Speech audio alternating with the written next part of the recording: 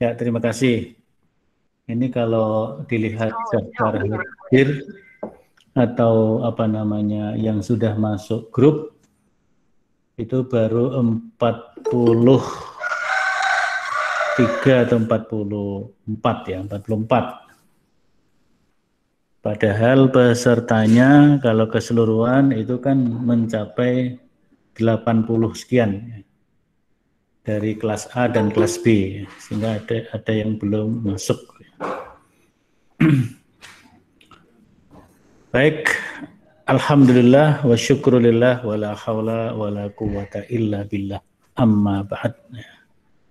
Secara singkat saya akan menjelaskan tentang bahasan kita hari ini dari buku Pendidikan Kewarganegaraan yang Baik yang diterbitkan oleh Dirjen Dikti Kemendikbud yang dulu namanya Kemristek ya.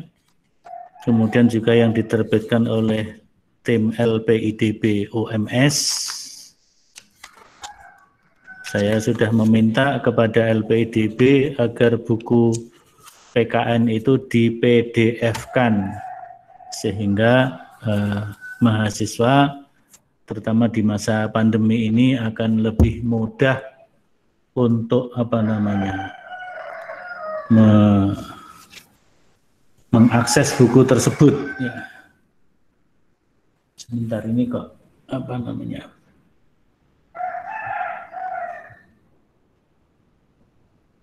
Oh sudah.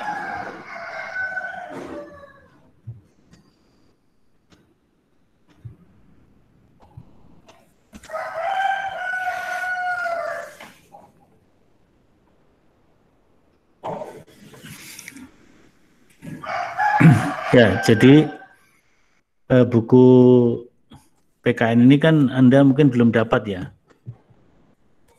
Buku PKN ini sudah pada dapat belum? Belum ada. Belum ya. Belum ada. Coba hubungi bookstore, mudah-mudahan masih ada ya. Mungkin bisa secara online juga.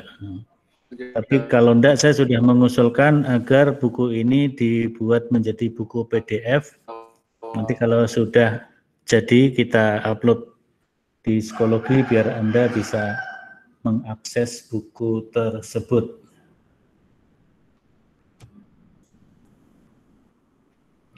Baik, saya share screen dulu.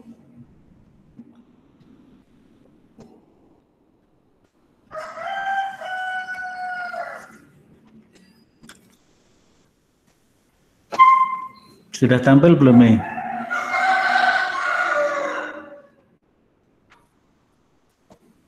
Belum tampil ya? Oh sudah. Ya. Sudah, Ustaz. Sudah.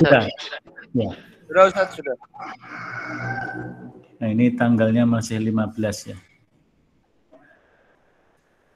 Saya rubah dulu.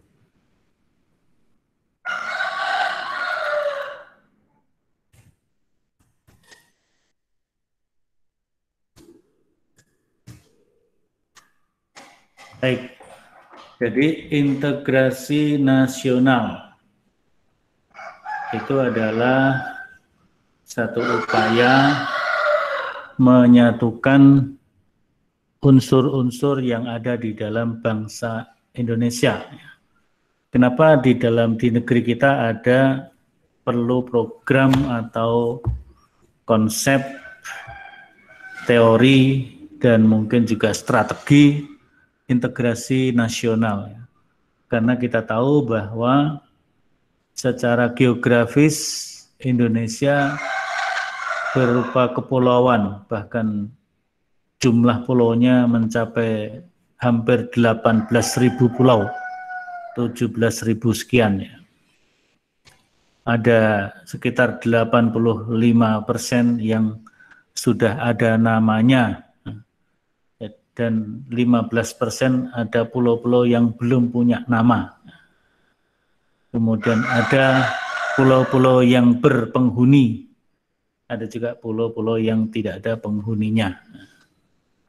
Nah, kalau dari perspektif kebencanaan, pulau yang tidak ada penghuninya itu, kalau terjadi gempa besar sampai mungkin merusakkan lingkungan di pulau itu, karena tidak ada penghuninya, tidak ada manusianya, maka dalam ilmu kebencanaan itu tidak disebut sebagai bencana.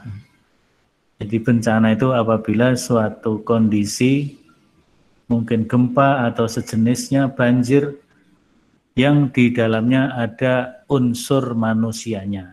Jadi kalau nggak ada manusianya dianggap tidak ada bencana. Kalau dari sisi aspek pertahanan nasional, pulau-pulau yang ada penduduknya, pertahanan nasional diselenggarakan oleh Angkatan Darat, ya, oleh Angkatan Darat. Tetapi yang tidak ada penduduknya, pulau-pulau yang tidak ada penduduknya menjadi tugas Angkatan Laut, terutama Korps Marinir. Ya. Ada yang standby di tempat tersebut, tapi ada juga yang tidak standby, mungkin dipusatkan di satu pulau tersendiri. Ini kalau kita lihat dari geografisnya seperti itu. Indonesia itu, sehingga membutuhkan integrasi nasional. Dari sisi yang lain, demografis. Dari segi demografis, dari kependudukan, penduduknya macam-macam. Dari segi etnis, banyak suku bangsa yang ada di Indonesia ini, ya yang sebagian masuk ke UMS, ya. Kalau kita himpun mahasiswa UMS itu kan datang dari berbagai pulau, berdatang dari berbagai suku bangsa, dari Sabang sampai Merauke. Bahasanya, bahasa daerah satu dengan yang lain, ada yang tidak paham sama sekali. Sehingga kemudian ada bahasa persatuan, yaitu bahasa Indonesia, yang diadopsi dari bahasa Melayu. Mungkin juga ada bahasa-bahasa yang lain masuk di dalamnya, seperti sebagian bahasa Jawa dan masuk di dalamnya, mungkin Madura, mungkin bahasa-bahasa dari daerah-daerah yang lain. Sehingga nanti kita lihat dalam strategi integrasi itu diantaranya akan ada namanya akulturasi. Akulturasi itu percampuran subkultur atau budaya-budaya kecil di suatu daerah atau suatu negara, kemudian dicampur aduk menjadi satu, sehingga muncul budaya baru, tetapi budaya asalnya masih tampak, kira-kira begitu. Baik, kita lanjutkan dulu ya. Jadi pokok bahasan dari